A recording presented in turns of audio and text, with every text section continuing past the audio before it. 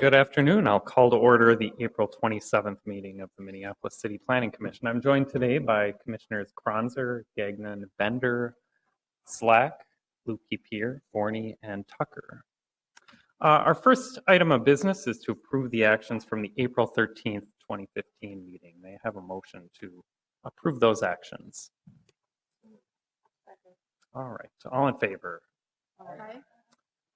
All right. Next, we will go through the agenda and determine which items we will discuss, which items will be on consent, and which items will be continued. Let's see here. The first item on the agenda is Mill City Quarter. That's a final plat at 300 2nd Street South, 101 3rd Avenue South, and 428 2nd Street South. Is anyone here to speak in opposition to or modify the staff recommendation on that item? Seeing no one, we will put that on consent. Item number 2 is Juba Graphics. That's a change of non-conforming use at 2923 Oakland Avenue. Is anyone here to speak in opposition to or modify the staff recommendation on that item? Seeing no one, we will also put that one on consent. Item number 3 is 420 East Hennepin Avenue. That's a site plan review for a new commercial building. Is anyone here to speak in opposition to or modify the staff recommendation on that item? Seeing no one, we will put that on consent. Item number 4 is at 2605 California Street Northeast. That is a minor subdivision and 2 variances. I should also note that we do have a memo from the staff here making some changes to the conditions of approval to that item. Is there anyone here to speak in opposition to or modify the staff recommendation on that item? Seeing no one, we will put that on consent with the change noted in the addendum. Item number 5 is at 800 West Broadway. That is a rezoning conditional use permit for a school and 2 variances. Is anyone here to speak in opposition to or modify the staff recommendation on that item? Seeing no one, we will put that on consent. Item number 6 is a new apartment building, 3 applications associated with that at 721 through 729 8th Street Southeast. We'll discuss that item. Item number 7, which is North Loop Green, second phase of a planned unit development at 316 3rd Avenue North. That item will be continued to the May 11th meeting. And item number 8 is the Brick House Lofts at 150 26th Avenue Southeast. That's a conditional use permit, variance, site plan review, and plat. Is anyone here to speak in opposition to or modify the staff recommendation? Mr. President? Item? Yes. I wonder if we could briefly review the changes to the 27th Avenue facade. That's the only part that I'm concerned about. Okay, so we can discuss that item. And then that brings us to our last item, item number 9, which is L&H Station at 2225 East Lake Street. That item will be continued to the May 11th meeting. So our agenda as amended is to continue items 7 and 9. Items 1, 2, 3, 4, and 5 will be on consent, and we will discuss items 6 and 8. May I have a motion to approve the agenda as amended? All right, all in favor? Aye. All right, next we will move on to the Committee of the Whole consent agenda, and Commissioner Slack will give us a quick report. Thank you, President Brown. At the April 16th Committee of the Whole, we heard 7 items. The first item was a location and design review, and then items 2 through 7 were individual land sales. Based on the presentation, I make a recommendation to approve those items as presented by staff, that they're consistent with the Minneapolis plan. All right, and I will take that as a motion to find that all of those items are consistent with the comprehensive plan. Do I have a second? All in favor? Aye. All right. Next, we will move on to our public hearings. First, I will open the public hearing for the items on the consent agenda. That is items 1, 2, 3, 4, and 5. Is anyone here to speak on any of those items? Seeing no one, I will close the public hearing. And may I have a motion to approve the consent agenda? All right. We have a motion and a second. All in favor? Aye. All right. And next, may I have a motion to continue items 7 and 9 to the May 11th, 2015 meeting? All right. All in favor? Okay. Next, we can move on to our 2 items for discussion. We'll start with item number 6, which is at 721 through 729 8th Street Southeast. Mr. Hanauer is staff, so I'll ask him to give a short presentation.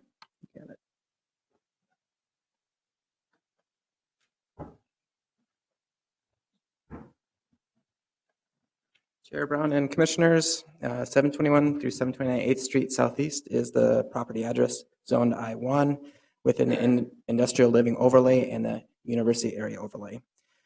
4-story, 33 apartment units.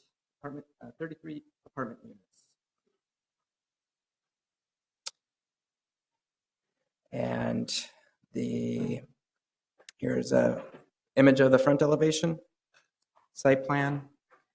Project includes 20 surface parking spaces. The applicant states that the goal of the project is to design an affordable, bike-friendly housing project that encourages a variety of transportation types. We listed 3 applications that are required: a conditional use permit, a variance to increase the percentage of compact off-street parking spaces from 25 to 55%, and site plan review.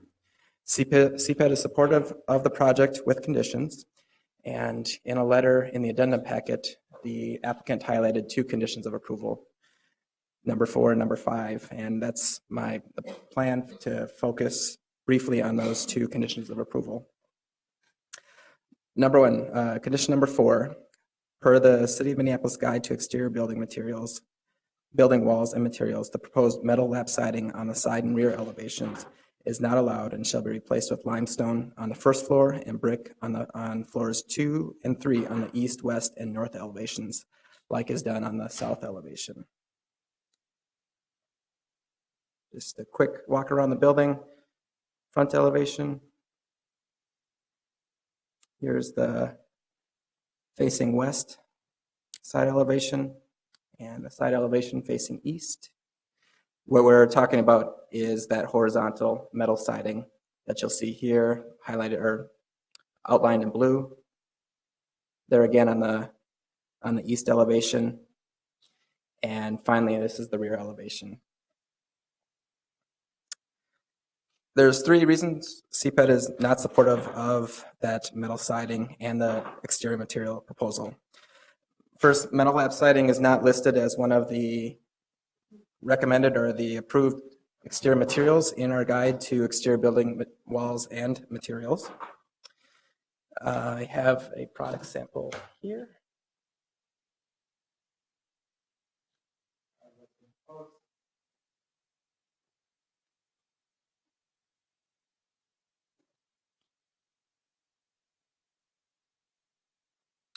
And not a typical, we did not see this as a typical contemporary urban multifamily building material, typical perhaps in the 1970s and suburban style development.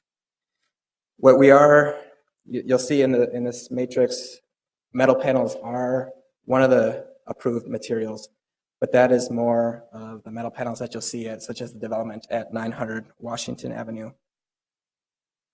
The second reason we're not supportive of that metal lap siding is that it adds a 4th material to the side elevations, which contradicts that guide to exterior building materials that we just talked about.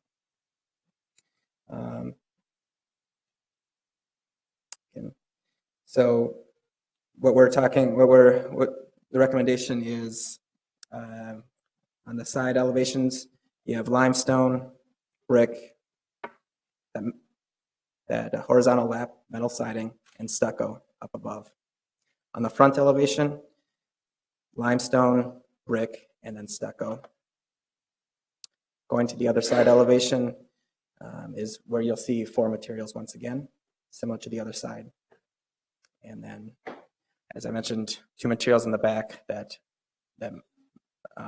metal lap siding and the stucco. So finally, we just feel that by reducing that number of materials, and that's what the guide is there, it helps with the compatibility of neighboring residential structures that typically have 1 or 2 building materials. Okay. And then finally, the reason why we're not supportive is that the proposed materials are not in compliance with section 530-120 of the zoning code, that being the exterior materials and appearance of the rear and side walls of any building shall be similar to and compatible to the front of the building. And I've shown these elevations to you, but a couple times already, but we feel that what we're recommending is that the applicant continue that limestone on this first floor, and then on floors 2 and 3, replace the metal lap siding with brick, as is done on the front elevation. And on the rear elevation, continuing that same treatment of that wall.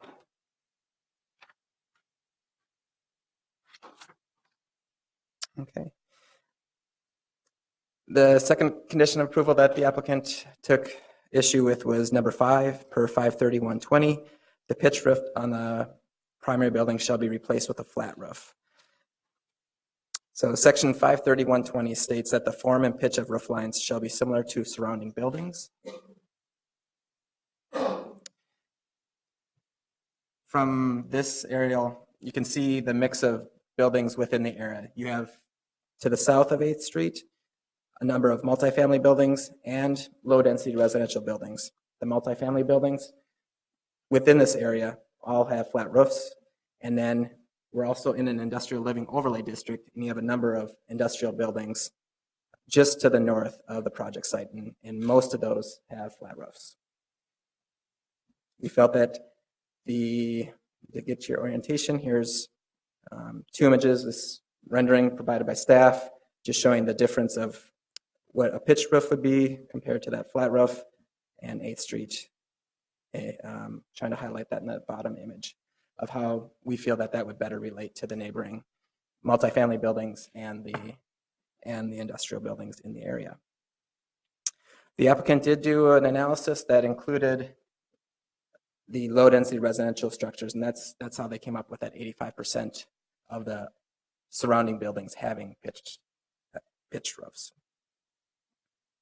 So two things I want to mention before wrapping up is you have an addendum packet that was 2 letters, and then we got an additional letter from the neighborhood clarifying their position on their recommendation from the Marcy Homes neighborhood, talking about the exterior material condition and that flat roof, their position.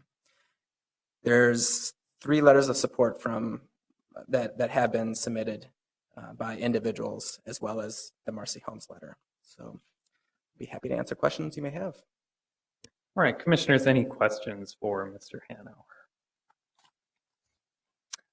All right, if there are no questions, we can move on and open the public hearing for this item. I'd like to ask the applicant to speak first, and please state your name and address clearly for the record. If you'd like to focus on those 2 conditions, that would be good, since we've seen this project at Committee of the Whole.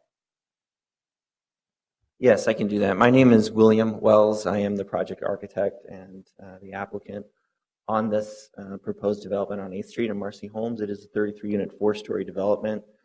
The primary goal of this development is to create affordable housing within the neighborhood and create something that's new and unique.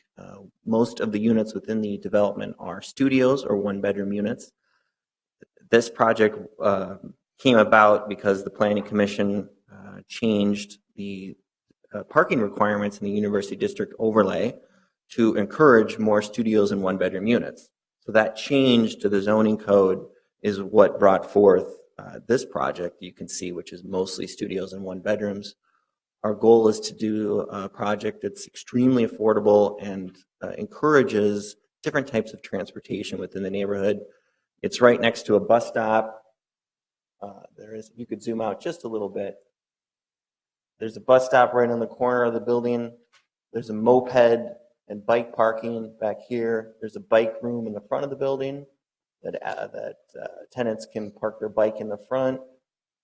There's walking, and there's cars in the back. We are asking for one variance on this project.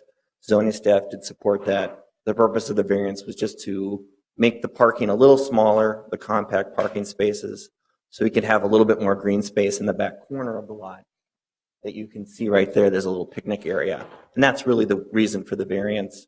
The conditions of approval, zoning staff is asking for this tree island right there, which is currently 6 feet wide. They're asking for it to be 7 feet wide, which seems reasonable. It doesn't seem to really impact that area that much. So we're certainly going to make that change. We did raise concerns with zoning staff about items 4 and 5. We would strongly object to those additions. Those are very significant changes to the project that really haven't fully been considered. I'd like to show you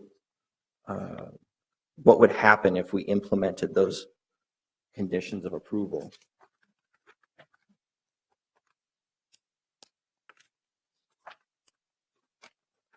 So this is the building as it is currently designed and proposed tonight. This is essentially the design that I brought to the Neighborhood Land Use Committee. We had metal siding on the front of the building. The Land Use Committee did not like that. They asked us to add more brick and stone to the front of the building. We did that, and in doing that, we did have a letter of support from them for this project.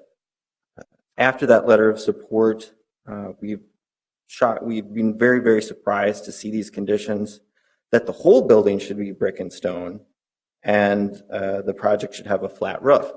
That's a pretty significant redesign of the project that would lead to the project looking like that. I don't think that that's an improvement. It actually makes the building look taller and adds tremendous cost. So if we did that tonight, then the applicant would either have to appeal to the full city council, or we'd have to redesign the project and add more units or bedrooms to pay for that cost, because those are significant costs, or we'd have to radically increase the rents. So these are not small items that zoning staff is recommending. These are enormous items that have huge implications. So we, the developer and the architect, would strongly object to item 4 and 5 and ask the Planning Commission to remove them.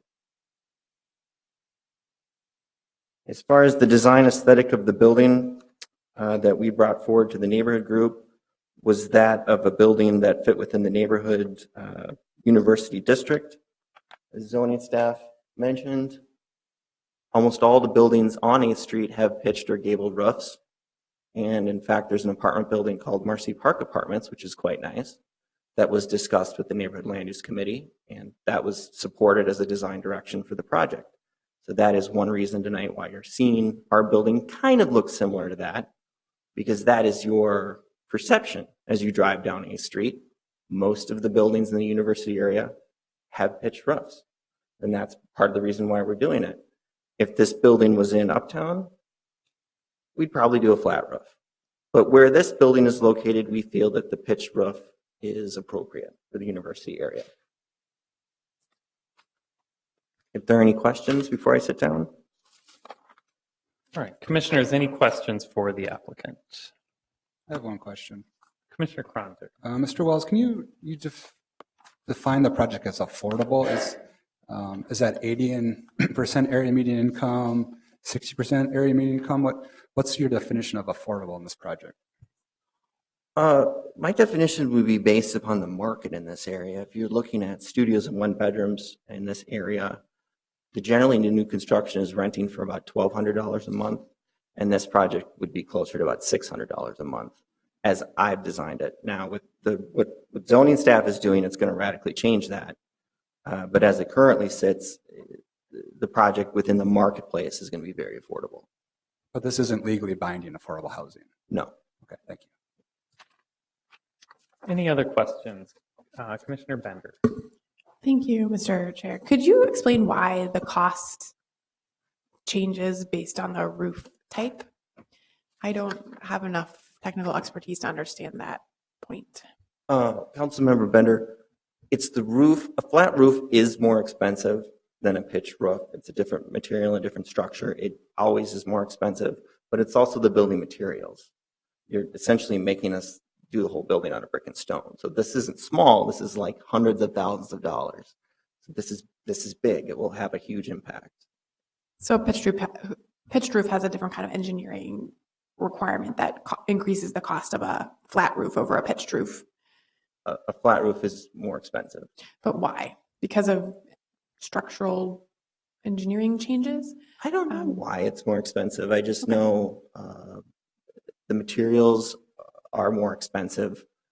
The asphalt shingles are cheaper than the rubber roof membrane. It just is. I don't know why. It just is. Okay, thank you. Any other questions? If there are none, we can move on to other speakers. Is there anyone else in the audience who would like to speak on this item? Yes, please come forward and state your name and address for the record. My name is Barbara Cam. I'm representing the Marcy Homes Neighborhood Association Land Use and Development Committee today.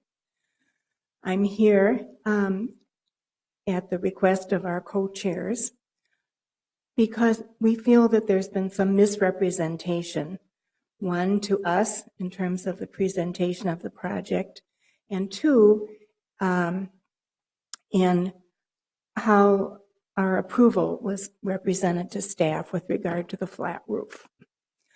The first concern regarding how the project was presented to us relates to the fact that we were not told that a conditional use permit was required. We were only asked to vote on the two small variances, which we did approve.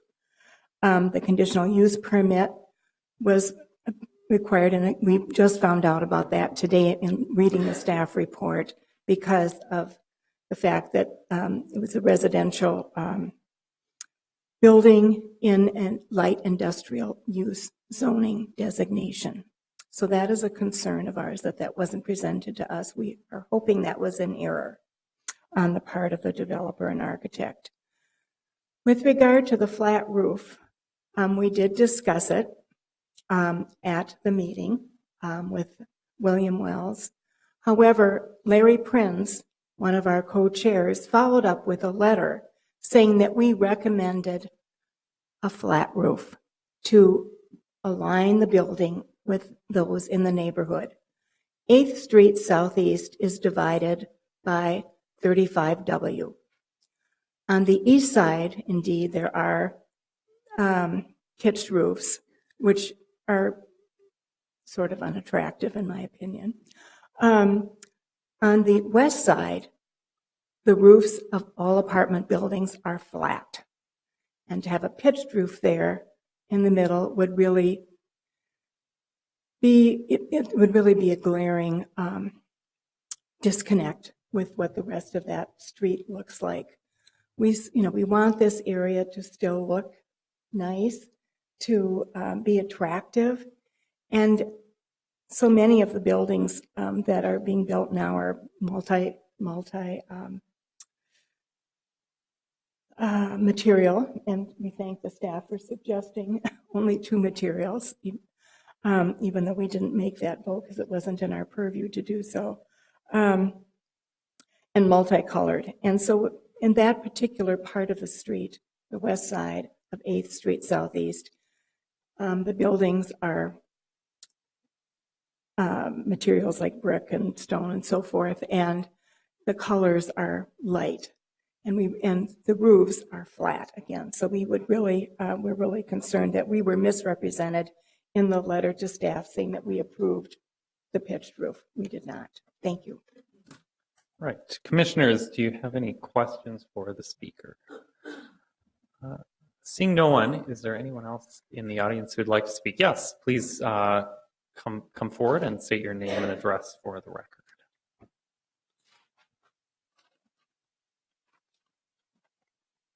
My name's Casey Dinan. I work for St. Paul's Outreach. It's a Catholic college ministry at the University of Minnesota, and then also work with the Catholic Church in Newman Center, right there in Dinkytown. And then I also live right on A Street, just a block and a half down from where this project is going to take place. And I just wanted to voice just a couple thoughts. One, I know that Minneapolis, we're one of the fastest growing cities in the country, and so you guys have no easy task in front of you. So just first off, just appreciate the hard work that you guys do. And but some of the concerns I have as we're growing city, I think there's just some things that we need to continue to think about, particularly in this neighborhood. One of the things that were talked about is 35W and living on A Street, just a block away from that. There is just living in the neighborhood, there is a divide, and there's just a feel of the neighborhood that changes once you cross over. And I think having a pitch roof would provide continuity with the streetscape, just on A Street, what's already been established. And there wouldn't be such a, the kind of feeling, oh, you cross 35W and then there's a big difference in there, create more continuity within the neighborhood. The other reality that is very real and that I'm dealing with on a day-to-day basis is pricing for housing in the neighborhood. I work, with hundreds of college students, and this is not being blown out of proportion. But students are finding a very, very difficult time to find affordable housing, and I know we have to walk this balance of providing continuity with design, but at the same time we have to balance this tension of not pricing people out of the neighborhood.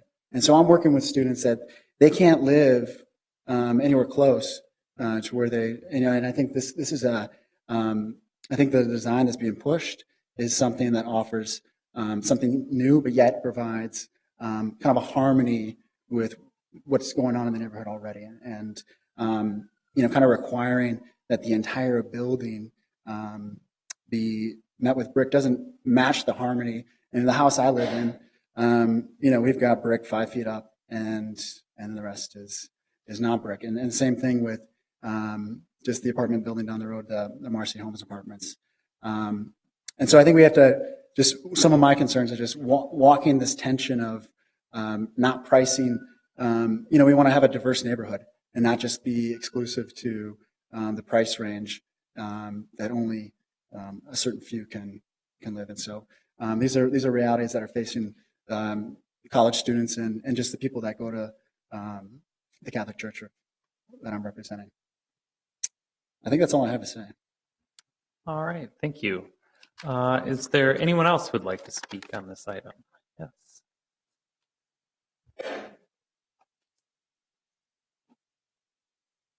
Hello there. My name is Greg Jansman. I live in the area, live and work in the area, about 10 blocks from where this site has been proposed. And I'm here today to speak in support of the project and also in support of the pitched roof. Now, it's my understanding that this is a permitted component of the building code, and I think this should be endorsed by the staff. The developer recently completed a project very similar to this, also in the area, and it's been a very welcome addition to the neighborhood.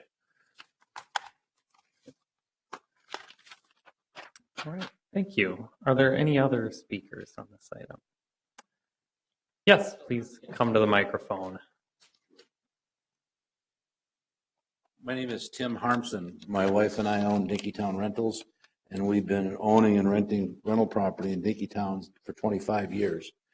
And Dinkytown has changed significantly with the addition of all of these new buildings that mostly cater to large groups of people, 4 or 5 residents that would occupy 3 to 5 bedrooms. And we have over 700 bedrooms in Dinkytown, and we saw a niche or a group that's not being serviced, and that is just the simple studios and 1 bedrooms that do not have fitness centers. We're not proposing tanning booths. We're trying to do something that is extremely bike friendly and extremely easy to use. And we're doing something that's very simple, where you can rent a studio, and we've got some price points that we're working on. We want to get $780 for a studio, $850 for a one-bedroom, $920 for a one-bedroom with a den, and $1050 for a two-bedroom. If you look at our design on the floor plan, right, of the first floor, we have specifically designed a bike storage or a bike lobby. So when you come in to the unit, we looked at all the buildings that are saying they're bike friendly, and we found that all the bike use and the bike storage is still down in a parking garage. In this situation, we put the bike storage and the bike room right in the lobby when you come in the front door, and there'll be lockers there where they can keep their helmets and their gloves and all of that and go in and out a secure entrance and use the 8th Street, which is a major bike transit way. We're trying to appeal to this person. All of these restaurants and bars and entertainment places need workers. They need people to live in the area and service the area. So we're looking for something that will fit that niche. When you talk about the flat versus the pitched, we've kind of come up with a cost of about $70,000 to do a flat roof versus a pitched roof. Now that adds cost to this building, and rents don't live in a vacuum. And when you build these buildings and you try to come up with these numbers, we've eliminated any garden level units because we want people to be able to come right in the building. So you have handicap accessible, there'll be no steps, so they can enter right in with their bikes. Well, you can't, so that took out some units in the basement. So we lightened up the density, and we've run all these numbers. And then when we started this process, it turns out that there's $50,000 worth of park board fees that happened in the last year and a half, right? And that doesn't get me a flat or a pitched roof. So when you add $70,000 to a flat roof, then as far as the siding goes, there's a warehouse behind the building. This metal siding, I believe that when we designed this building, fit the requirements for the city. It says metal. It doesn't say necessarily metal panels, but I'm unsure about that. But what is the necessity of having to enclose the whole building in brick? I mean, that's a huge expense, and we've got it set at over $100,000 just to do that side and around the back. I mean, it just seems like so much overkill. What happens is you design these things and they get to be so expensive that the rents have to reflect that expense. And we're in a situation here where everyone we've talked to agrees that this site on 8th Street is a great place for some improvement, to clean it up, to get some more people there. You've got an empty spot right now between the 8th Street Market and 35W. You've got industrial stuff to the north, and this would be a great addition to that area. So I would just ask that you'd eliminate those two requirements and allow us to build this affordable housing project, and I think it'll be a great addition to 8th Street. Thank you. All right. Thank you. Commissioners, any questions for the speaker? Hold on a second. Oh, We've got a model here. Do you guys want to see this model, Stephanie? This is kind of neat if you want to. yeah, we can, if you'd like to give it to the Sure, clerk, you guys she can can look at pass around. I think we saw that at Committee of the Whole, but we can look at it again. All right. Are there any other speakers on this item? Seeing no one, I will close the public hearing. Commissioners, we have 3 applications before us on this item. Would someone like to start us off with a motion or begin any discussion? Commissioner Slack. Item A, conditional use permit. I make a motion to approve staff recommendation. All right. We have a motion to approve the conditional use permit and a second. All right. Any further discussion on the conditional use permit? Is that where the, Commissioner Mr. Chair, is that where the conditions are? No. Those No, are the conditions we were talking about that pertain to the building materials and roof All right, are site plan part of the review. site plan review. Thank you, Mr. Chair. Yes. In that case, clerk, please call the roll.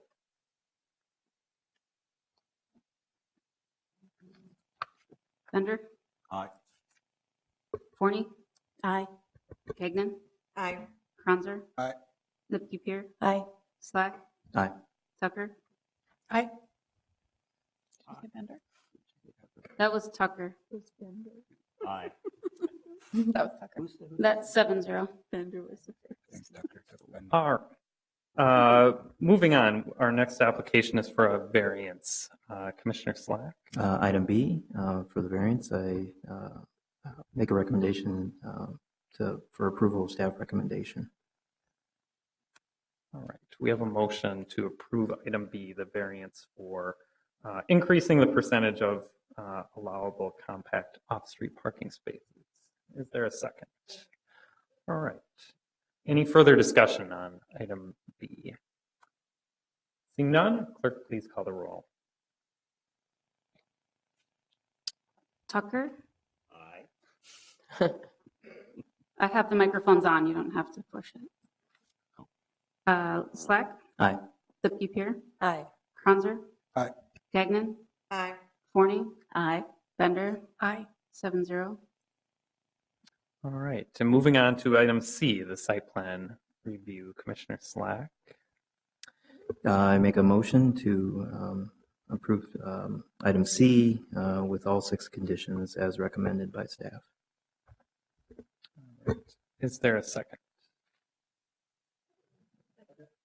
All right. We have a motion and a second. Further discussion, Commissioner Bender. Thank you, Mr. Chair. I wondered if I could clarify that. So is the condition literally saying there that we're requiring all brick and stone? Because that seems inconsistent to me with what we allow in other projects. So it seems like there's something in between only allowing those 2 materials and our guidelines. Councilmember Bender, perhaps I could have been more specific in the conditions of approval. It was to replace only the metal siding on floors 1 through 3 with floor 1 being replacing the metal siding with limestone, and floors 2 through 3 where there's metal lap siding, that would be where we're recommending that be brick. The stucco here, we don't have an issue with that. It meets the percentage requirement. And on this elevation, as well as the rear elevation. So where there's stucco in the middle and on that 4th floor, the staff does not have an issue. Okay, perfect. So my understanding was that there would be 3 materials, including stucco, in the final project. That's correct. All right. Any other questions for staff or further discussion on the site plan review? Commissioner Kronzer.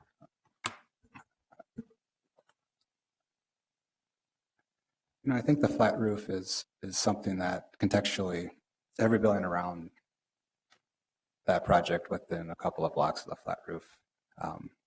Yeah, a slight cost increase. I don't think it's quite as large as the applicant is claiming it is. But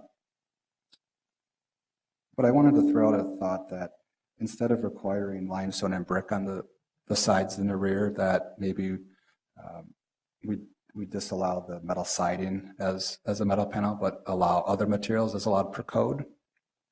It does back up to an industrial land that's going to be industrial probably indefinitely. And it does front the street quite nicely with the materials they're proposing. So it's a thought to consider. All right.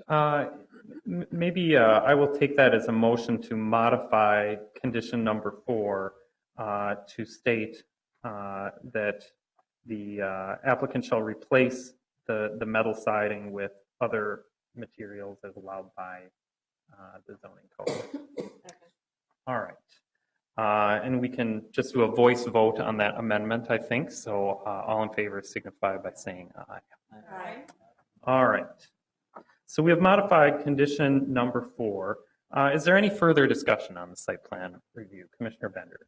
I just want to state that this question of the roof, I mean, I understand the guidelines are talking about reflecting nearby buildings. I personally don't have as much of a problem with the pitched roof as I think other commissioners voiced at COW. So for me, it sort of 6 of one, half a dozen of the other here on this. It sounds like the cost isn't as significant maybe as was feared. I do really think it's important for us to make sure that we're getting market rate housing that isn't only luxury costs. And so I think when we're looking at projects and we're requiring more expensive materials and more expensive construction techniques, all of those things do drive up the cost of construction. It's something I want to be cognizant of. So those are my thoughts. I'm not an architect or an engineer. All right, thank you. Any other discussion on the site plan review? Seeing none, clerk, please call the roll. Bender. Aye. Forney. Aye. Gagnon. Aye. Kranzer. Aye. Lipke-Peer. Aye. Slack. Aye. Tucker. Aye. 7-0. All right. And that concludes our discussion of that item. We'll move on to our next item for discussion. That is item number 8, Brick House Lofts at 150 26th Avenue Southeast. And Commissioners, again, I'm covering this project in Ms. All right. Foley's absence. And just to clarify with Mr. Tucker, it sounds like there is one particular issue you'd like Yeah, to I can tell you for one thing, this did come to COW. Unfortunately, the applicant was not there to discuss, answer questions, which is very unfortunate. This is a major project, hundreds of bedrooms, many units, and on a very important street, 27th Avenue. So I am particularly concerned about what changes you have made in response to comments that I trust were passed along to you. And also, I assume you have read the Stadium Stadium Village Master Plan, which has detailed many concerns about street frontages, particularly 27th in this case. And I also wanted to discuss, of course, alternative compliance, and in which cases it is waived because it's impractical, or which cases there is something done in lieu of what was asked to get to the desired effect. And then, of course, I want to know how big those balconies are. They're 6 feet deep. So you would like a brief staff presentation? Sure, if you want to respond on particularly alternative compliance, I suppose, and the applicant can talk about the changes they've made from what we saw in COW to what they're presenting today, and perhaps specify materials that they are going to use to comply with the conditions suggested by staff.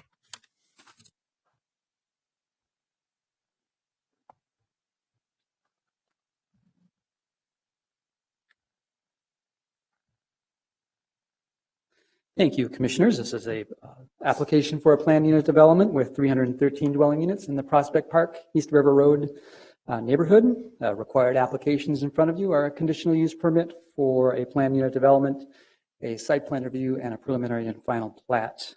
The variance that was on the agenda was accepted in error and is recommended to be returned to the applicant. And as Commissioner Tucker noted, the applicant, the project was in front of you at a committee of the whole meeting, and also this was continued from the April 13th meeting of the Planning Commission. As a planned unit development, we ask that amenities be provided to equal a certain number of points in exchange for first being a planned unit development, and then in exchange for any alternatives that are requested from zoning code standards. And in this case, 15 points are required for the project. The applicant, per staff's analysis, is complying with that 15-point minimum of the amenities being provided through conservation of the built environment for the Maxwell building, quality outdoor open space, a reflective roof, decorative fencing, and a recycling storage area. In terms of alternative compliance, The staff is recommending alternative compliance for 4 items. The first is the required window area, in particular for the west elevation of the Maxwell building and the south elevation on the ground floor of the industrial building. And with the building with street frontage on all 4 sides and the inability to provide the parking underground, staff essentially felt as though it was impractical to provide the minimum window area on all 4 sides of the project for the development. And in particular, there are some grade changes in which some of the window area simply can't be counted because the bottom of those windows is higher than 4 feet above the adjacent natural grade. And the issue of durable materials, actually, this is a point that the applicant had been requesting alternative compliance, but staff is not recommending it. And the applicant has indicated that they're comfortable with staff's recommendation to do a higher quality material than just reusing the metal siding that's on the existing industrial building. Similar to the window area, the application requests that they not comply with the ground floor active functions requirements on all 4 sides of the building. And again, for the same reasons, applicant is unable to provide underground parking beneath the existing structures, and the parking would go in the existing industrial building, and that is not an active function. Doing the best they can, I think, to mitigate that with some landscaping, particularly along 27th, which is a future potential parkway connection connecting the missing link in the Grand Rounds system. And then staff is recommending alternative compliance for some blank wall provisions that would face the interior of the property. You have a letter of support from the Prospect Park Neighborhood Association for the project, and I actually don't have a hard copy on me of the landscape plan, but the applicant can perhaps go through this in greater detail. But the changes along 27th Avenue, I believe, that were made included adding a lot of perennials and ornamental trees in that location. I don't recall whether the several benches that are included now were part of the initial proposal. My understanding is that there are some power lines in this area that might make it impractical to incorporate larger trees in this area. So as I mentioned, the more decorative ornamental trees are proposed along 27th. With that, if there are any questions. All right, thank you. Any questions for Mr. Wittenberg? Yeah, again, my questions would be what is done in lieu of something that can't be done because of practical difficulties. So, for instance, if the windows, because of the grade, end up more than 4 feet above the ground, is there something else that is being done by the project to increase the SEPTED concerns about eyes on the street, for instance, or to improve the public realm with a more pleasant street facade there? Commissioner Tucker, I think staff largely concluded that the alternative compliance is based on it being impractical to comply with those provisions. However, it's noteworthy that the applicant is, of course, meeting the minimum threshold for amenities on the site as required through the plan unit development, and staff is recommending higher quality materials than proposed by the applicant. Okay, any other questions for staff? Seeing none, I will open the public hearing on this item, and I'd like to ask the applicant to speak first. Please state your name and address clearly for the record. My name is David Kelly. My office is at, we just moved 4600 West 77th Street in Edina. I'm the applicant on behalf of Maxwell Ventures LLC, the owners of the property. Now, as you had mentioned in the committee of the whole in late March, there was concerns expressed about the 27th Avenue Southeast, the need for enhanced landscaping, which Mr. Wittenberg has addressed to a certain extent. The landscape architect is here He can explain it further if you have any specific questions about what's being proposed for the landscaping. And ultimately, it comes down to the architectural character of that 27th Avenue elevation. I have the site photo number 6. I'm going to remove this. And it essentially shows the corner of the building at Essex and at 27th. And the existing exterior walls of the building are, right up against the property lines. The site slopes from 5 feet above the first floor at 27th at Delaware to 9 feet below the first floor at 26th and Essex. You can see the original shipping and receiving location, which is 4 feet below the first floor level. That is where the parking will enter the new parking ramp, or the parking floor, which is the first floor of the building. So we have a condition where we have almost no room to work with in order to try to develop a transition between the public realm and the building. Another issue is this dark brownish color is actually the concrete foundation of the building, which is coming up to get above the main floor level. And then that's where the existing metal siding starts and continues on up. So we have this reinforced concrete bathtub, for all intents and purposes, that is containing the industrial building inside. When we first presented the image of the building, or the image that you saw, I should say, in mid-March, it was essentially a relatively vertical elevation. We had the industrial window openings that matched the proportions of the Maxwell building, but it was in essence a 6-story elevation. And much like your concerns, it was also the concern of the neighborhood group that we're essentially developing a very bleak, one-dimensional surface.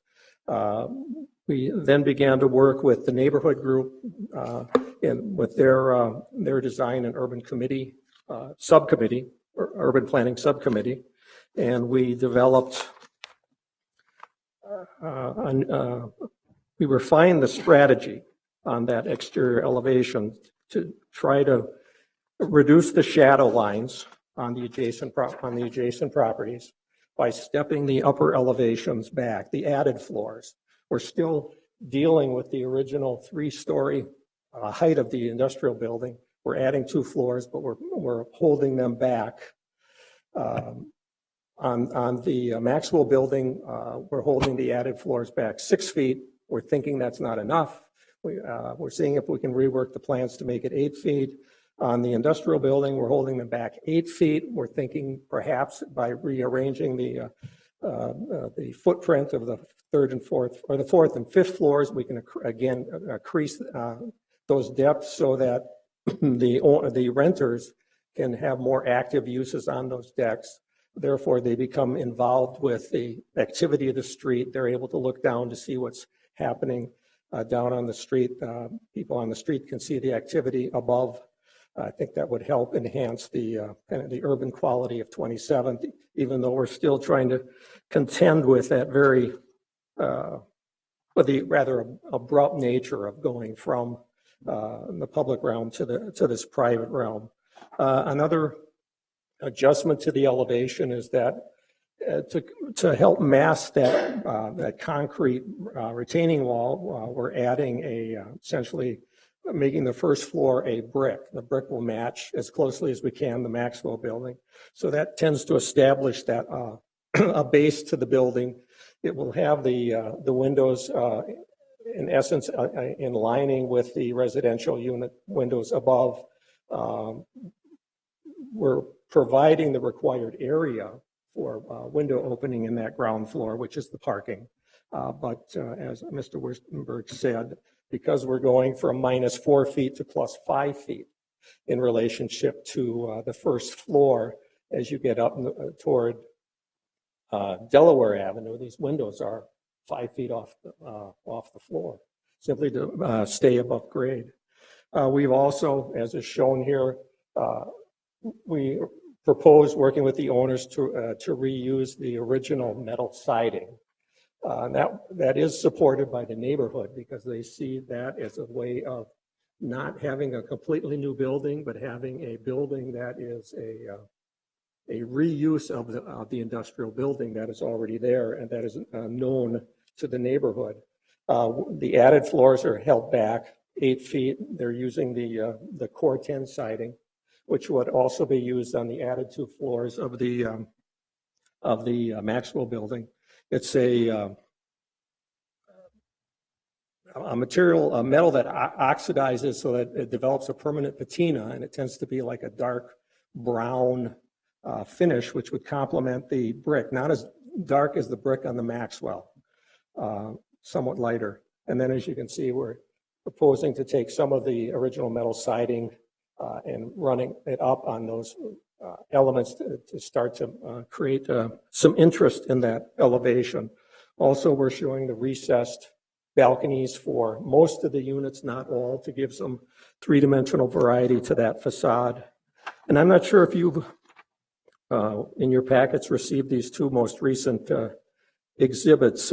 We had a meeting last Tuesday with the neighborhood group, and they are also, as I said, concerned about this elevation, and they wanted to see some renderings of what that elevation is going to look like. This is from the south, from 27th at Essex, and then this is a view toward the Delaware and Essex, Delaware and 27th elevation. So you can see how the massing is being broken down. It's still a 5-story building, but we're stepping the upper floors back for the majority of the elevations. We've added the recessed balconies to give some depth to that elevation. We added the brick first floor to provide a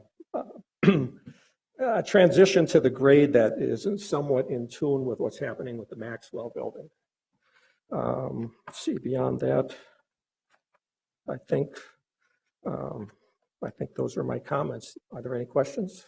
All right, thank you. Any questions for the applicant? I would Commissioner love to see what the landscape architect has to show about 27th Avenue. I understand there are many constraints there, so Okay. we would love to see their creativity. Okay, it's Mr. Chad Feigum.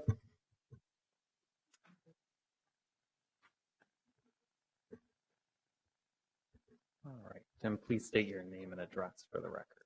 Hi, I'm Chad Feigum with Westwood Professional Services, landscape architect on record for this project. I will explain in further detail what we have proposed for the additional landscaping for the 27th Avenue corridor. Maybe if you could kind of zoom into the area here. So what we're providing along there, there's some, I think, 10 existing street trees right adjacent to 27th. Those are directly underneath the existing power lines. Up against the facade of the building, we are proposing another row of trees, ornamental. Those will be also planted underneath those with a mixture of evergreens, tall grasses, and perennials, daylilies for some color. And then if you can zoom in even further, I don't know how far you can zoom in, there are 3 separate locations that are cut out along there that provide some benches. So there's a bench location right here. There's a bench location right here. And then there's also one down here by the sidewalk connection that's provided from the building. So the specifics on the landscaping is we have these pockets, every other ornamental tree, which have those plantings that I talked about earlier. And then in between that are some crescent-shaped sodded areas that provide for some activity, whether it be sitting in the grass, reading a book, but it gives that yin-yang kind of, the mulched areas are where the plantings are, and then the other areas are the sod. All right, thank you. Commissioners, any questions for the speaker? Commissioner Slack. Real quick, can you identify from the standpoint of sidewalks, what's being reconstructed, what's being maintained in place? Well, I think that there's that existing sidewalk, and that's runs basically from Delaware all the way down to Essex. And then there'll be, some small concrete areas near the bench where the benches will be installed. But then we also have the concrete that goes into the building with the connection there. So on 27th, that's existing sidewalk that will remain? Yeah, it will remain. Yeah. And so the trees that are being shown there are those existing trees that we saw in the photos, but they're actually not on the survey. But those are existing trees. Yeah. So I think from committee of the whole till now, I think that at least 27th Avenue has improved. Can you talk a little bit about street trees on the other 3 streets that surround the site? Sure. No, and I guess why are there no street trees? That's maybe a better question. Well, due to the fact that this site is very tight up against the property line, and some of the other streets do not currently have existing street trees, we didn't feel that there was a necessary to add those on there. We are proposing, brand new connections. We're taking out all the existing parking spaces along Delaware, and that's becoming a nice pedestrian connection with sidewalk along there with some sod. And then along 26, there's an existing sidewalk which might be improved, enhanced. And then, we have the planting enhancements along 26th Avenue at the entrance, as well as on Delaware at the entrance. And then along Essex, we are also providing a brand new sidewalk connection kind of along that area that David talked about, where the docking and unloading of the existing industrial use was happening. To that degree, we also have 2 very nice courtyard areas, which we're providing internally to the project. Instead of putting the landscaping on the outside, we're putting it on the inside, where we have a lot more landscapable area, better survivability rates for the trees. We have implemented these planter areas inside the courtyard. They will also provide some seating for the residents. So we feel that that is above and beyond, and really makes this project very elegant as far as what's providing for the residents to use for activity spaces and green space.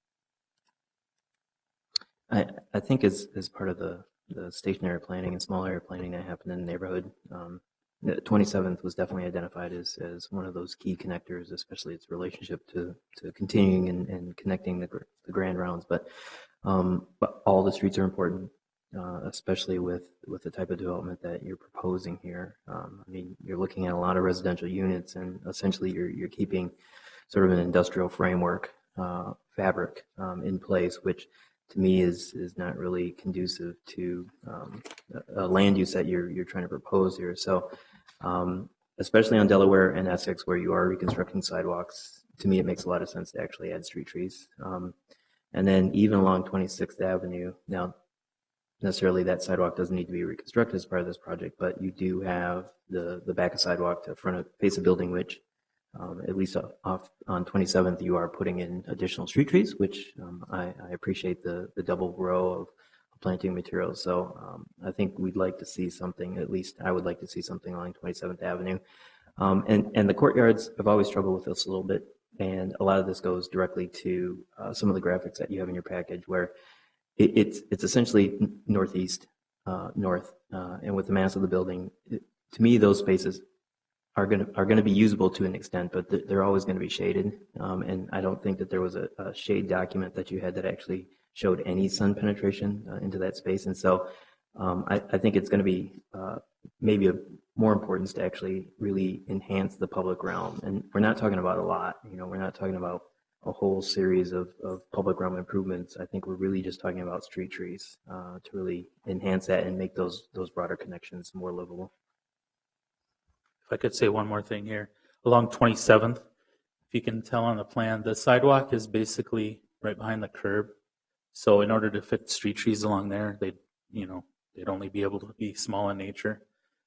Similar to 27th, because the sidewalk is right behind the curb on 26. So we'd have to put those trees basically right, a couple feet off of the facade of the building.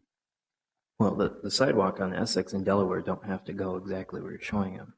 I mean, I think the city's going to want to request about 6 feet of boulevard, but it looks like they're probably at least 4, maybe they're 5 now. So I have no reservations about sliding that sidewalk back another foot and putting in boulevard and planted areas. Now, 26 is completely different. You're not reconstructing the sidewalk. If there was a need to reconstruct the sidewalks, I'd probably make the recommendation there. But you've added ornamentals on 27th at the back of the sidewalk, and there actually looks like there's more space on 26th. And so, to me, beyond architectural issues, this is a project that really is going to set the tone for public realm.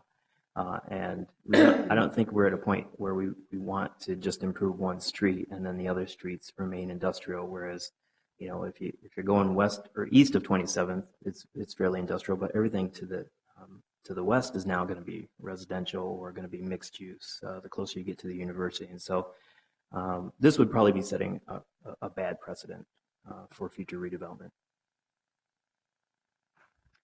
Commissioner Kronzer and then Commissioner Tucker. Thanks. I don't know if this is a question for you, landscape architect, but could someone walk around the building and talk about building mounted lighting and how that's working? Because I see the cut sheets in the plan, but it's not really clear where they're going on the building.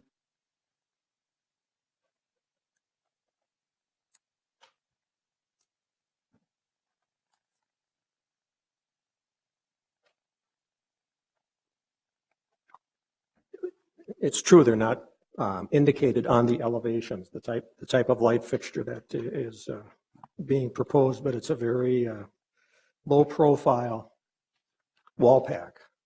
Of course, this looks a whole lot better when it's 24 by 36 in color. It's a little easier to read. Well, maybe you could use the site plan. I'm curious, are you essentially installing full cutoff fixtures on all 4 sides of the building spaced evenly to essentially create a lit environment on all 4 sides of this building? It's essentially being, on the Maxwell building, it's obviously at the piers between the windows, and then that's established, and that ultimately it ends up being a similar location on the, we call it the industrial building, in between the new window sets. So they're going to be located at, I'm going to say roughly 20 feet out center, whatever the spacing is for the structural bays.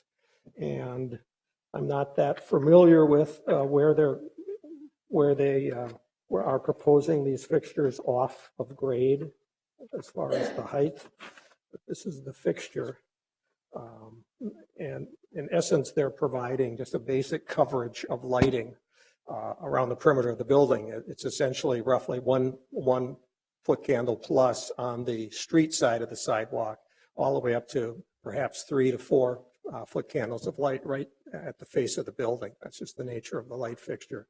Beyond that, we haven't proposed any ornamental lighting in the on the public property between the building and the public sidewalk. So its intent is just to give a basic coverage of light on the sidewalks. Right, Commissioner Tucker. Thank you, Mr. President. Just a couple more questions. Condition 4 proposed by staff is that the corrugated metal be replaced with an alternate durable material. Have you figured out what that might be? Not yet. Okay. We are willing to, Well, the owners are accepting that condition on the approval that they're willing, as are we, to continue to work with planning staff to come up with a material palette. And if the planning staff determines that we need to present the project again to you just for the exterior materials, we will do that. So that the condition 3 is about the decision on that exterior material if you have to change?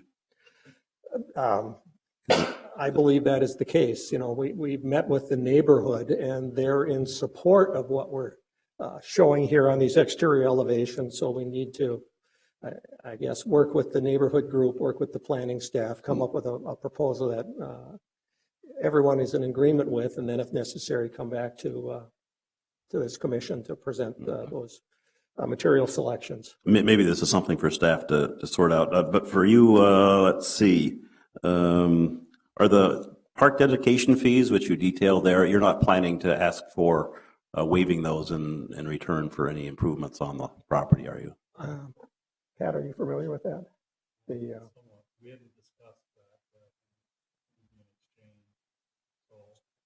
As yet, It's kind of a new question we keep asking, and we see proposals from time to time that improvements, which we would normally expect as just public realm improvements as part of the site plan, are being requested to be done in lieu of paying park dedication fees. I'm not sure the park board is excited about that proposition, but I'm just curious if you have a position on that you know yet.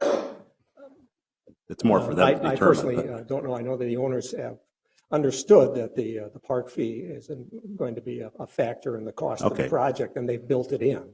So. All right. Well, maybe some staff can talk about conditions 3 and 4, how those work. I'm just not quite certain why we can't just have 4 and they work with staff to find a material. Thank you, Commissioners. And Commissioner Tucker, the intent of condition number 3 was not to require that the applicant come back to this commission with a material change. The intent of that condition really was if some of the high quality materials that are currently shown get switched out for something lower quality, then they're on notice that would likely require that they come back to this commission. But we don't put that on all applications, do we? We often note it within the staff report. The staff decided to call it out specifically in this instance. Are we anticipating that some high quality materials might disappear as the project develops? We weren't necessarily anticipating that, but because the materials are a question that was raised throughout the staff report, I guess the staff wanted to be very explicit about that. But so on condition 4, can we assume that the applicant will work with staff on finding the substitute material, or is it? That's our assumption, okay. Yes. Thank you. Any other questions? All right. The public hearing is still open. Is there anyone else who would like to speak on this item? All right. Seeing no one, I will close the public hearing. And commissioners, we have 4 applications before us. Would someone like to start us off with a motion? Commissioner Slack. I move item A, CUP, per staff recommendation. All right, we have a motion and a second. Any further discussion on item A, the conditional use permit? Seeing none, clerk, please call the roll.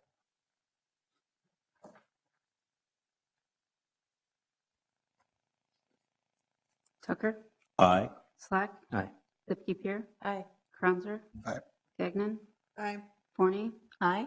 Bender? Aye. 7-0. And then item B, the variance for minimum ground floor window requirements is no longer needed. So may I have a motion to return that variance? All right. Clerk, please call the roll.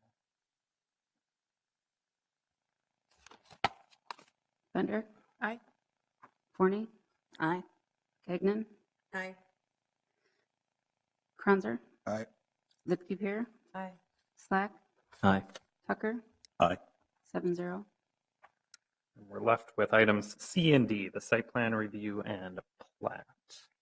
I have a motion on one or both of those items.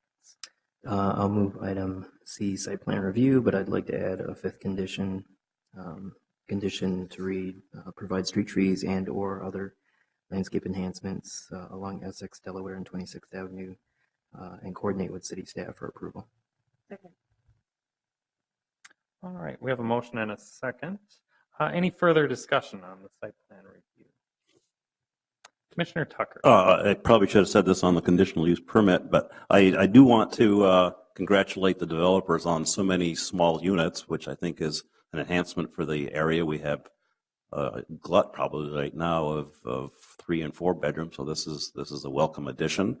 And I also want to congratulate you on working with the neighborhood committee on so many design details. This is vastly improved from what was at Cow, and you didn't have a chance to defend yourself, but I said some rather rude things about the project and so I'm pleased to see how far this has come. I'm guessing that neighborhood committee did the work that we often have to do in Cow, so that's good. Thank you. All right, any further discussion on the site plan review?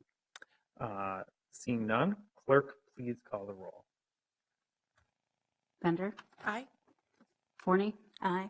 Gagnon. Aye. Kranzer. Aye. Lipke-Pier. Aye. Slack. Aye. Tucker. Aye. 7-0. Then item D is the plat. Commissioner Slack. Recommendation for to approve item D per staff recommendation. All right, we have a motion and a second. Further discussion? And there is none. Clerk, please call the roll. Tucker. Aye. Slack. Aye. Sorry. Lipke-Pier. Aye. Kranzer. Aye. Gagnon. Aye. Forney. Aye. Bender. Aye. 7-0. All right, and that concludes our meeting for today. We have a committee of the whole meeting on Thursday at 4:30, executive committee at 3:30 on Thursday. Thank you for joining us. Just, this, these.